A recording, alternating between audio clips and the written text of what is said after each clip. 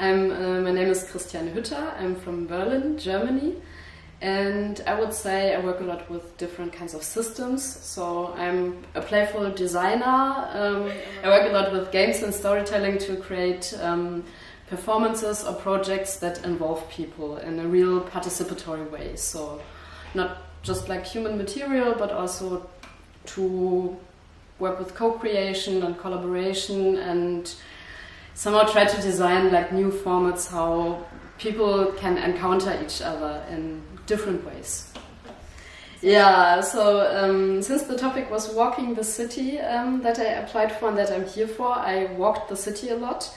And I'm always interested in long-term formats, so I tried to walk Copenhagen for 24 hours.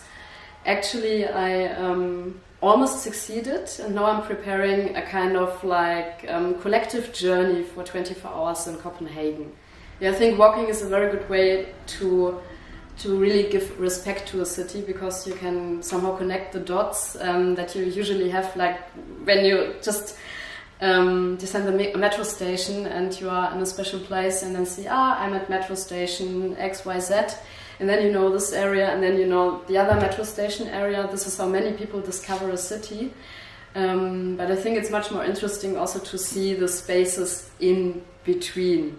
I think walking a city for 24 hours with all pain that is involved somehow lets you read the city more as a kind of character and like establish a real relationship to the city. Like it's not like marrying a city, but you get to know each other also in different like states and conditions, like in the good hours, in the bad hours, and also when your feet start hurting and if you really urgently need water, and so you have a real like vivid experience. Yeah, so I think next week at the end of this residency I will do this public 24-hour walk in Copenhagen, like a kind of like detourism, so like the tourism of the detours, so that you get to know things that you otherwise wouldn't get to know.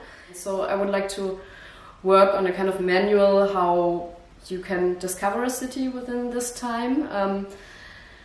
Techniques that bring you to interesting places that are maybe not on the main tourist route, techniques that maybe change the way you walk with your family or your friends, or also you make encounters with random people.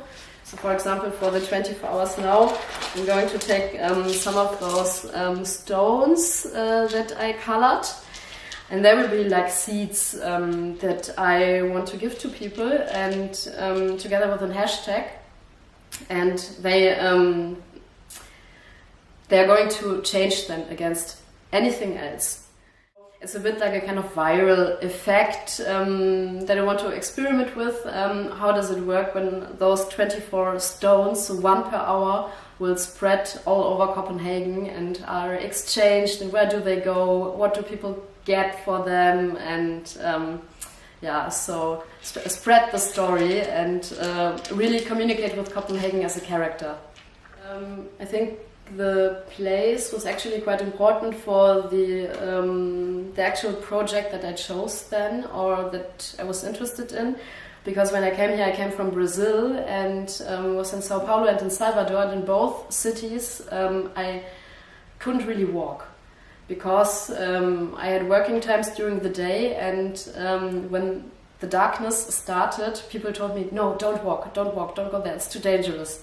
And I partly followed this, and I was really keen on walking a lot when I came here. And of course, Copenhagen is a super safe place. We have amazing weather all the time, and it really feels quite good to be outside and to do a lot of like practical research. So and also I think like the Danish mentality somehow seems to fit, or the interactions seem to fit a bit to this long-term project. Yeah.